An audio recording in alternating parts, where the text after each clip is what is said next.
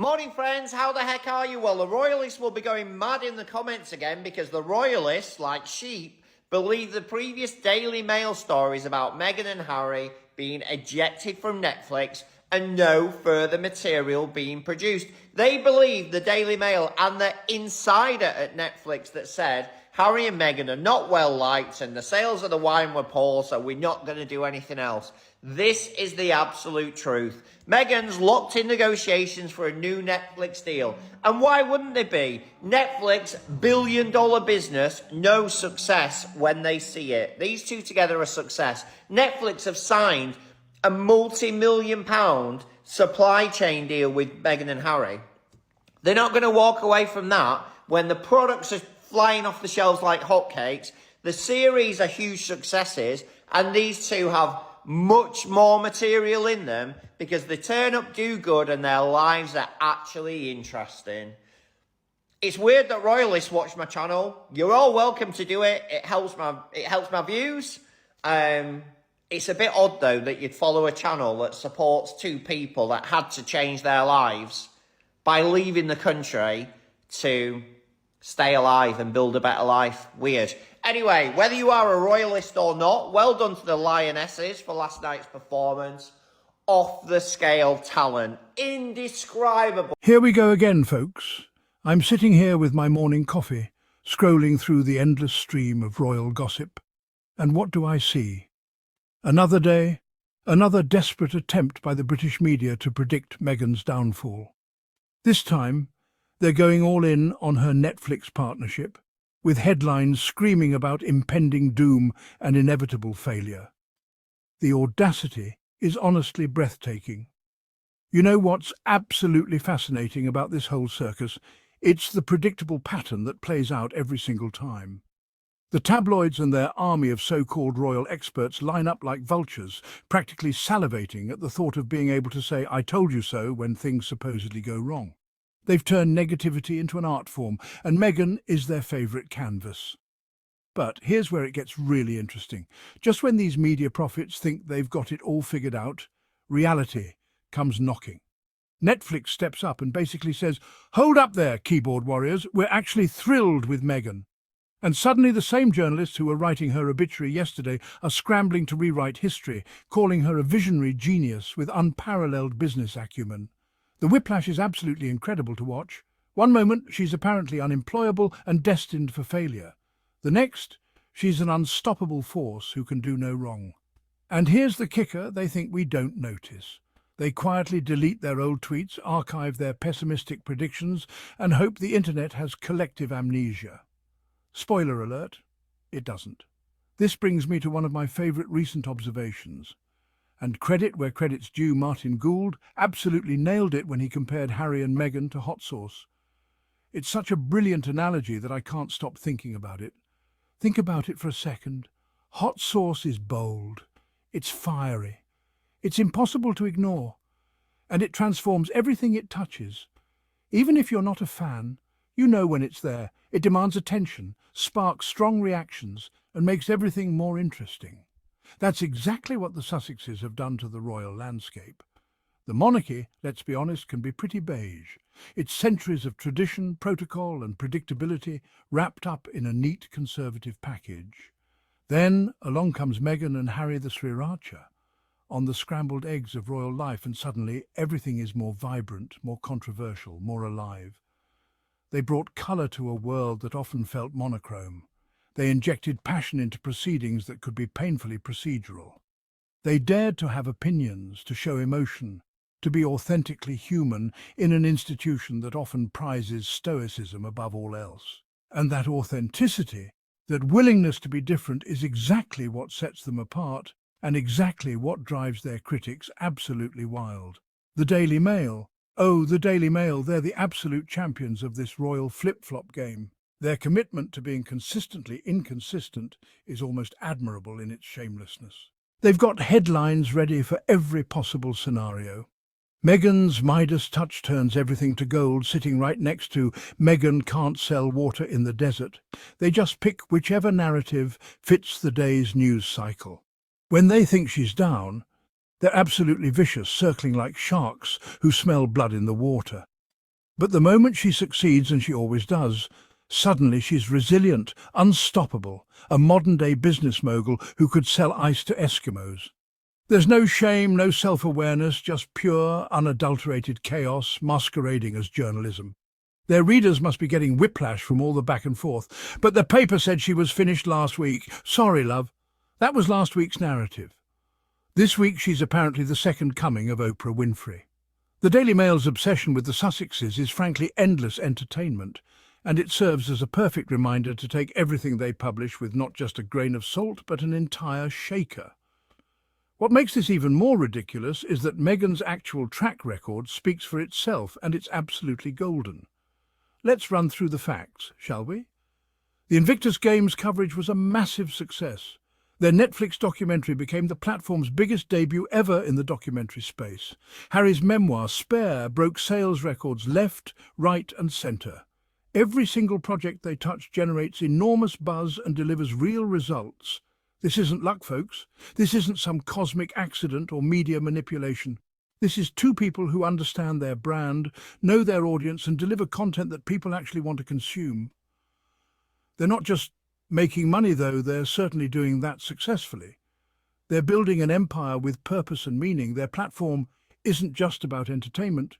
It's about real issues that matter to real people. Mental health advocacy, women's empowerment, social justice, humanitarian causes. They use their spotlight to shine light on things that actually make a difference in the world.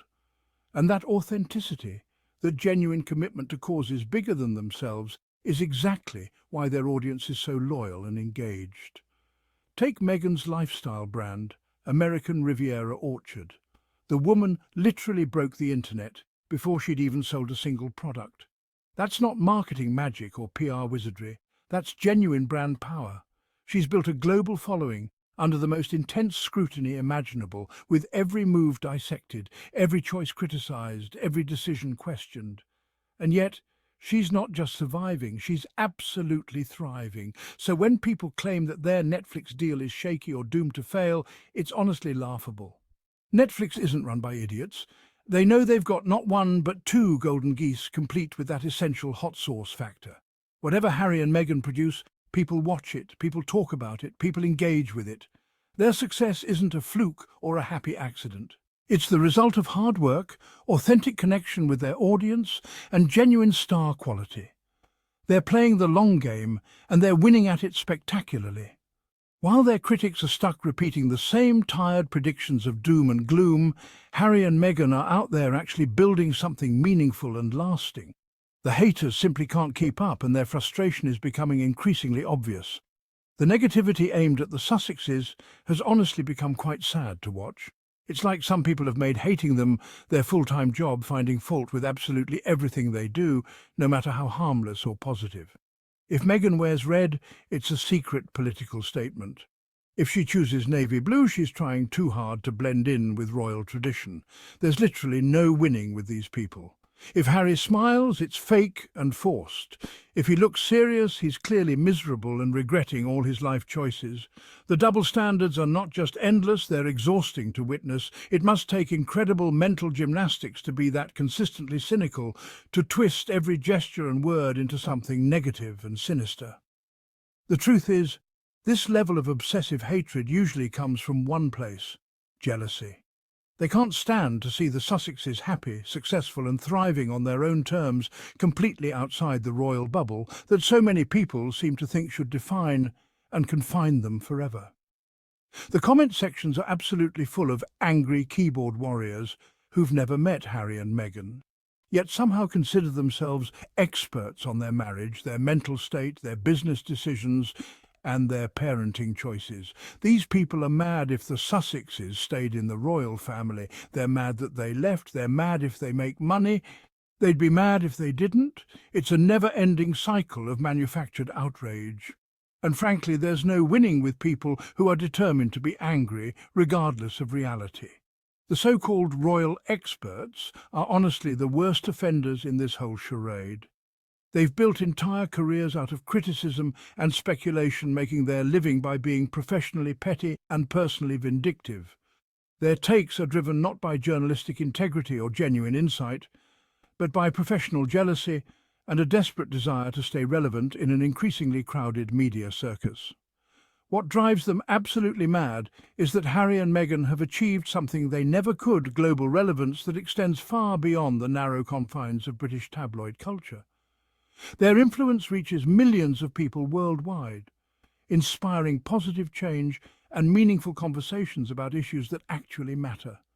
They've transcended the petty royal gossip game and become genuine global influencers for good. But here's the beautiful thing about Harry and Meghan. The hate doesn't stick. It slides right off them like water off a duck's back. They keep moving forward, focusing on their work, their family and each other. They're building something real and lasting, while their critics are stuck shouting into the void. For every hater with a Twitter account and too much time on their hands, there are thousands upon thousands of people who see the Sussexes for who they really are: compassionate, modern, positive role models for a new generation. They represent change, progress and hope. And that absolutely terrifies the old guard who profit from maintaining the status quo. Let me be absolutely clear about something. Our support for Harry and Meghan is unwavering, and it's only getting stronger. We've watched the attacks, the lies, the manufactured controversies, and the desperate attempts to tear them down. And if anything, it's only made our community more determined. Every time they try to knock Meghan down, we link arms and stand taller. We're the Sussex Squad, and we're not backing down anytime soon. We support Meghan because we see her truth. She's smart, she's compassionate, she's resilient, she's a trailblazer, a humanitarian and an inspiration to millions. This isn't celebrity worship or blind fan devotion. This is about values. Harry and Meghan stand for kindness, equality, authenticity, and using their platform to make the world a better place. Supporting them means supporting a more inclusive, more compassionate, more honest world. The love for the Sussexes is truly global. It's a movement for positive change that spans continents, cultures, and generations. To the tabloids and their army of professional haters, I have a simple message: give up. You're not going to break our spirit or shake our resolve. Every negative headline just fuels our fire. Every desperate attempt at character assassination just makes us more determined to lift them up. Harry and Meghan have an army of supporters behind them, and we're not going anywhere. Our support is rock solid, our commitment is unwavering, and our voices are getting louder every day. Get used to it. So here's to our favourite hot sauce duo: keep shining, keep challenging the status quo, keep rewriting the rule book. You're showing us all how to walk away from what doesn't serve us and build something better, something authentic, something meaningful. From every corner of the globe, we're sending love, support, and raising our glasses to everything you've achieved and everything you're building. Keep making incredible content. Keep building your brands. Keep proving that kindness and authenticity win in the end. We're watching, we're cheering. We're proud of everything you've accomplished, and we can't wait to see what comes next. To everyone who feels the same way, let's be loud, let's be positive, let's celebrate their wins and call out the nonsense wherever we see it. The Sussex Squad is a force for good in this world, and together we're unstoppable. Harry and Meghan, you've absolutely got this. The world is your oyster, and we'll be here cheering you on every step of the way.